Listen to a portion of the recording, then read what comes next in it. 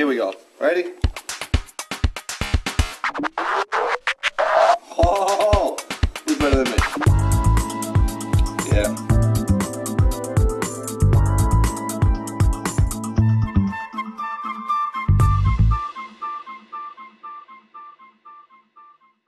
Alright guys, we're over at the table saw, okay?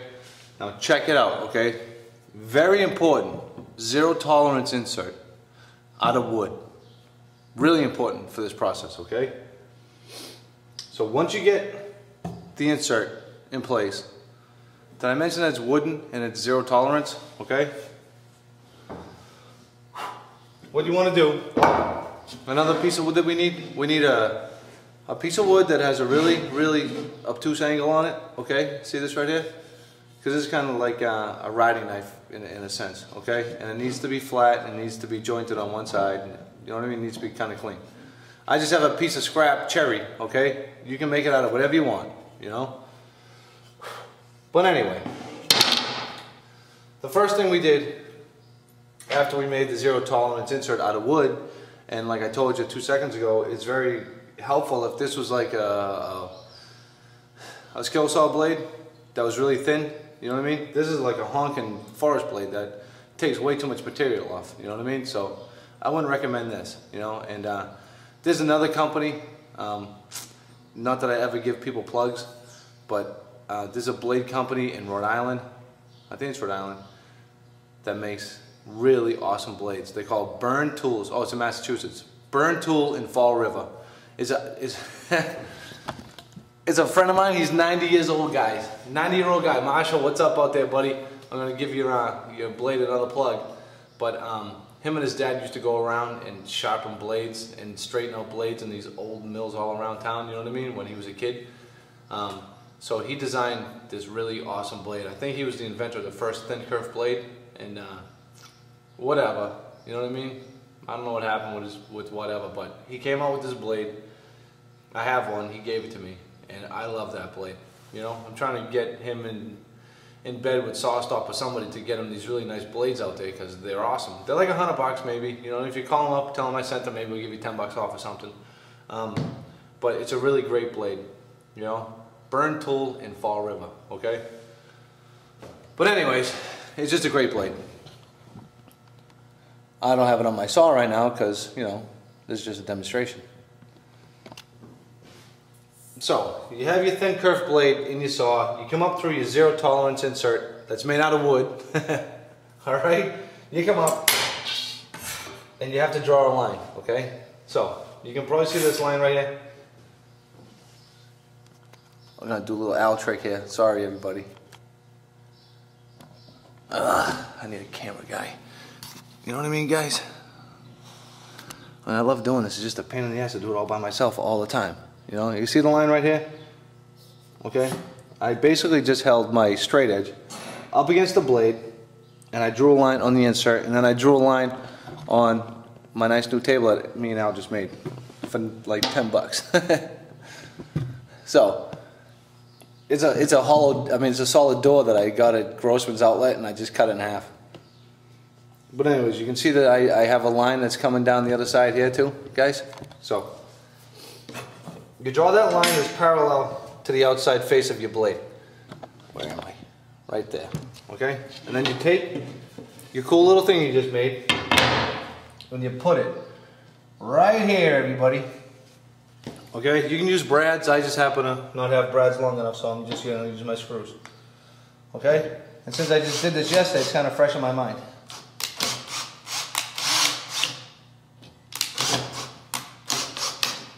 Alright? You see what I'm doing here? I'm going to attach this fence, because this is what this ends up being, is an outfeed fence. Ta-da! And that's basically it, fellas. Step 2 or 3 or something, I don't know.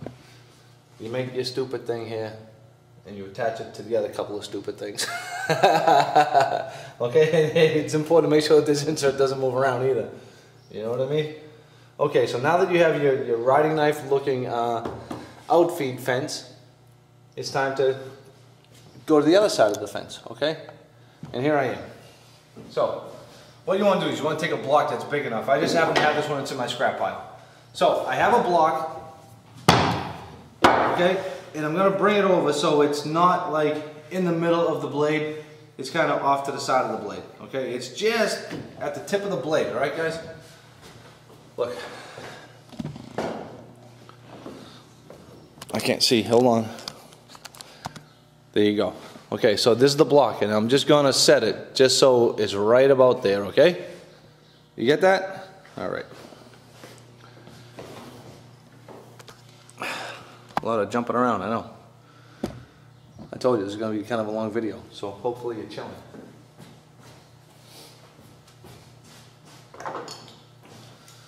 This is a really awesome trick though. Okay. And you know what guys, I always tell you, all this information I'm telling you is stuff that, you know, was free, not freely, I went to school and paid for it. But the information's out there, hold on.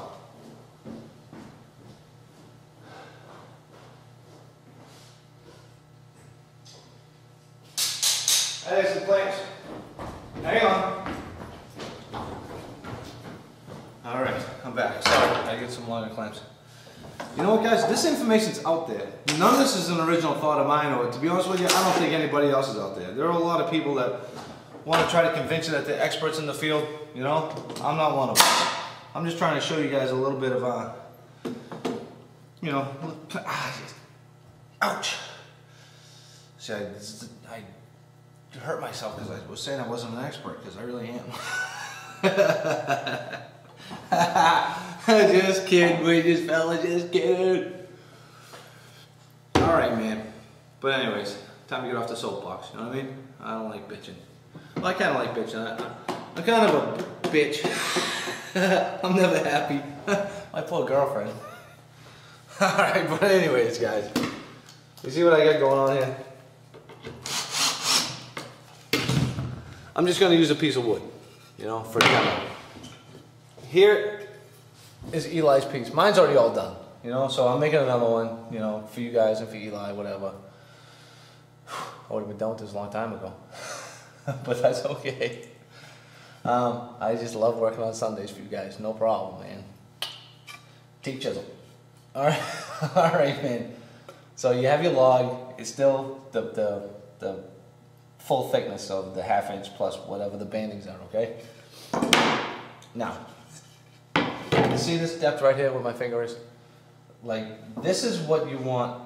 This is the only part you need to mess around with, kind of. Because this block is going to determine the thickness of your piece of banding, okay? And it may take a little while, so you may want to just get a piece of scrap. You see how thin that is, guys? I mean, look how paper thin that is. That's probably like a 1/30th of an inch or something. It's whatever the veneer is, to be honest with you. So you want to set this block to that thickness, you see? So we're just going to go beyond the teeth of the blade, and it's going to come riding in here, and it's just going to peel off, you know? And I mean, it's really simple once I learned it, but to learn something like this is totally genius. And I don't know who came up with this method. It was probably Lance, or George, or Will Neptune, or Steve Brown, or somebody, an alumni over at the school, you know what I mean? It's like, come on guys, that school's been around. It's the oldest in the country, you know, and some of the best woodworkers in the world have come out of there, you know, and some of the greatest theories, I believe, have come out of that place, you know what I mean? And I'm not just saying that because I went there, you know what I mean? It's a really great place, so I bet this stuff came from there, but who's to say?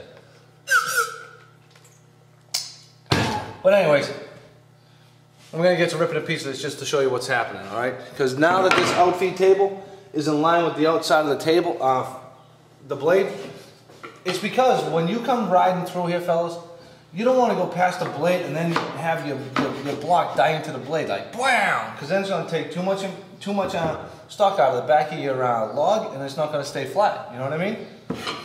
So, wish me luck, here we go. You know what, I think I'm just going to, I'm going to try a scrap piece first. And it's going to look a lot more dangerous than it is, you know? It's really not that dangerous. As long as you have a real push stick. You have a cheesy push stick, you know, it's going to be a little more dangerous for you. So, let's see how it goes.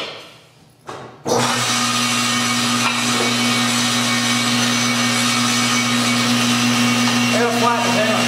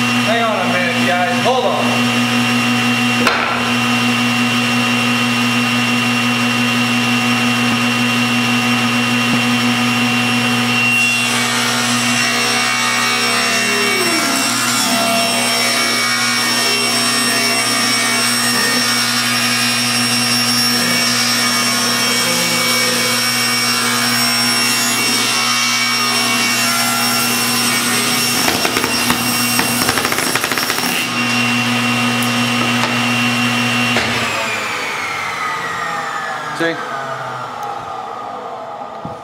Alright. I just gotta work. Just gotta work the kinks out a little bit, get that thing so it's not bouncing around. You know what I mean? The reason why it bounces is because this thing is really, really tiny, okay? You know, that's why you want to have a nice log like this big. You know, maybe I'll just cut a couple of these ones just because, you know what, that wasn't a very good example. Alright guys, sorry. And this is way, way, way too thick. I mean, look how thick that is. It's like, you know, 5/8. Alright, but it's a really, really great trick. And it does work well. It's just a little bit of setup time, like anything, guys. You know, this stuff is just all setup time, you know, and you just gotta keep tweaking things until they work. You know what I mean? Like I wasn't ready, I had the blade too low and I had the blade too high, you know. I really don't want to cut this one, but I'm gonna anyways. You know what I mean?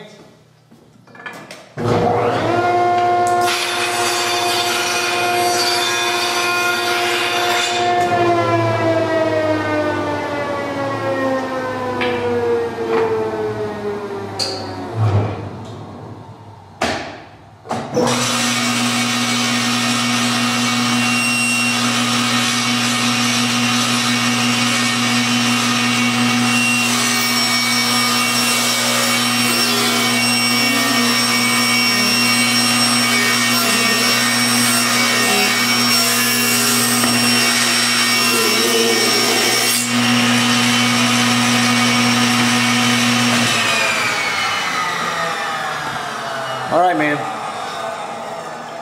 That's basically it, okay? Where are we? That's basically it, okay? I know you gotta fool around with it a lot and get these things so they're really in line, you know? I mean, that's all the stuff, guys. It's all setup time, and you know what? I've been doing this for like an hour and a half already, you know? And I don't have all day long to get this perfect, because I've already done it.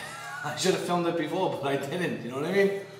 So, after you cut this one that has the single side on it, you just need enough of it to go around your drawer front, okay? A few pieces. And then you want to take your log, you want to mill it down so it's 1/4 of an inch, cut it in half and glue it together. And then you have to repeat the same process again, okay? And then you'll have the banding for the foot. Okay, this one right here. I mean, unfortunately, you're going to have to do this before you put the piece together. Well, actually, you know what? I think if you've already done the bell flowers, you can put this on after the cases, after the tables together. It's just going to be a little more difficult, you know what I mean? But that's okay. You know, if you guys want, just put the thing together. You can put this thing on. You know, you have to put the applied foot on as well, so you may want to wait. You know, it's up to you, but I don't wait too much. I'm a nut. I'd go for it, you know what I mean? But I did put this on first, and I did have the applied foot on before I glued it together. So, this is what the other one's gonna look like, okay?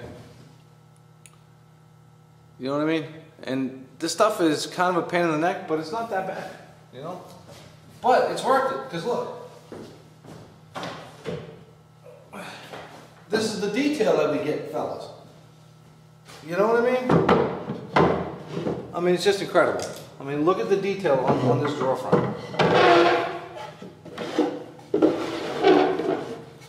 You see?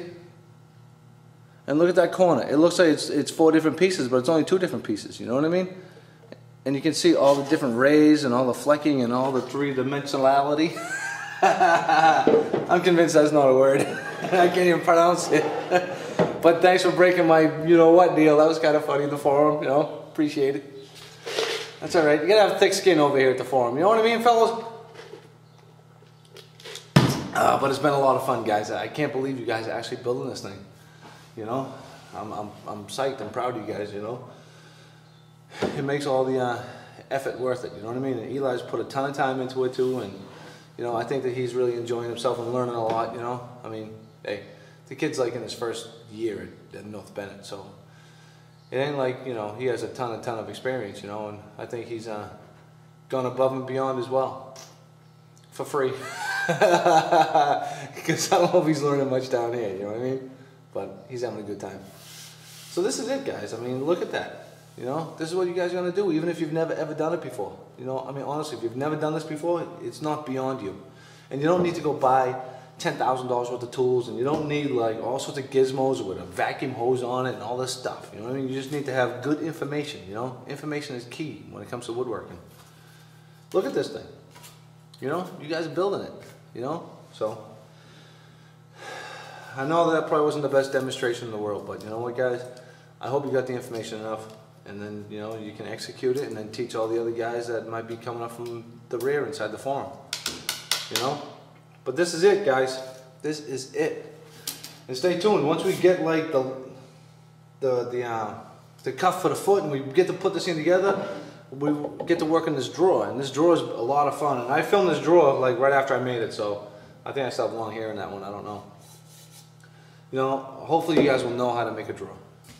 I'm just battling out. That coffee kicked in. All right.